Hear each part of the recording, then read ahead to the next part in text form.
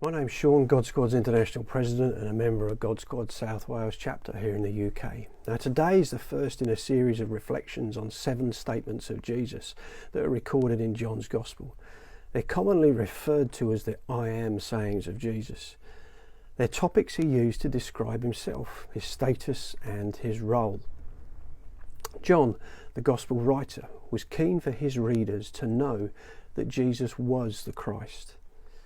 And for his mostly Jewish readers at the time, he wanted to put signposts up saying, this is the guy we've been waiting for, as outlined in their own scriptures. And over the coming weeks, we'll look at each of these statements, although not necessarily in this order, but we'll begin with this one, Jesus saying, I am the bread of life, followed by, I am the light of the world, I am the gate, I am the good shepherd, I am the resurrection and the life. I am the way, the truth and the life. And finally, I am the true vine. And we want to share them because ultimately they've inspired us on the direction of the road that we've all chosen to take in Christ. Now, apart from perhaps noticing how each of the symbols Jesus has used has stood the test of time as of images, stuff like bread, light, gates, shepherding, death, life, truth, vineyards, all those things are timeless. We also notice that they all start with the phrase, I am. And the origins of this phrase that Jesus used go back to the Old Testament book of Exodus. And here Moses had an experience of a fire that didn't burn up a tree. And out of this profound spiritual experience, Moses understood God's name to be, I am who I am, the eternal, the almighty, the infinite, above and beyond anything created. I am who I am, God.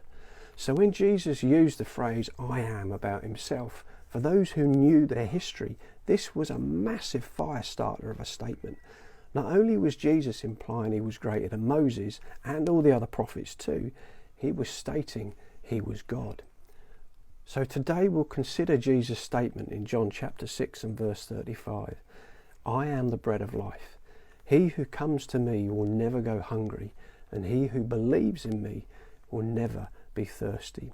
You can find it all in John's Gospel, chapter 6, verses 22 to 59, but especially the parts in verses 28 to 35. Now, we're not going to attempt to do a full and detailed examination of these scriptures in a few minutes, but our own detailed study will colour the personal reflections that we'll bring each week in these videos. Now, for some context, John records Jesus as having recently fed many thousands of people with very little food. And naturally, people were fascinated by this. Who isn't interested in free food? Would it happen again? Maybe, they thought, just maybe, stick around this guy and we might never have to go to the supermarket ever again. Now, as Jews, they will have been very familiar with the concept of the miraculous supply of food from heaven, again from their own scriptures. Deeply embedded in their ancestors' history was the daily provision of manna from heaven, or bread from heaven, throughout the many years of desert wanderings led by Moses.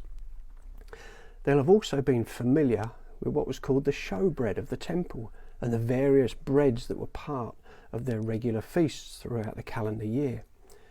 Now, we might have our own religious connotations with bread, but not necessarily have considered the deeper meanings. As an Englishman living many years here in South Wales, it didn't take long for me to discover how embedded music is in this amazing land of song. And there's an old Welsh hymn called Guide Me, O Thou Great Redeemer, which is passionately sung in national sports stadiums as much as it is in churches, as thousands sing the refrain, bread of heaven, feed me till I want no more, feed me till I want no more. But I wonder how many stop to consider what or who this bread of heaven actually is. Or maybe we might be familiar with the words of Jesus in the Lord's Prayer, the request, give us our daily bread. And of course, there's the elements of the bread and the wine of the Eucharist, communion or Lord's Supper, as you may know it. At the heart of Jesus' statement, I am the bread of life, is a challenge to look beyond physical bread and physical hunger. He's inviting us to satisfy a hunger that asks the biggest of questions. Why am I here? What am I to do with the life I have? What do I do with the stuff I carry in the corners of my soul? How do I find the peace that enables me to live with mortality? It turns out it's not in some flash-in-the-pan religious experience or an outwardly devout religious life any more than it is as trying to get a constant adrenaline rush or stuffing our pockets with cash or taking pride in conquests. Jesus was inviting us to feed on the bread of heaven, to sit at his feet, to walk in his company, to feast on the invitation to find food for the soul. It's a bread that satisfies, with life's questions, trials and tribulations still sat alongside us at the table. Where the manna from heaven met temporary, those daily needs in ancient days, and the temple bread needed replacing regularly. And when those whose bellies were full after Jesus had fed them miraculously, when they'd soon be hungry again, Jesus emphasised, don't work for food that's going to spoil. The hunger for experience and things may not satisfy us for that long. Don't binge on the stuff that isn't going to satisfy the deep desires of finding a place of acceptance and belonging, a place of redemption and a place of freedom.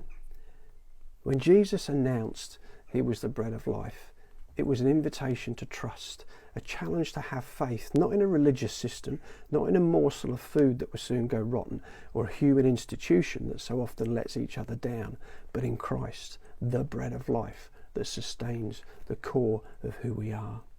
I've had to work out what to feed on, what to nourish my soul with, when I'd rather be angry or bitter, for example.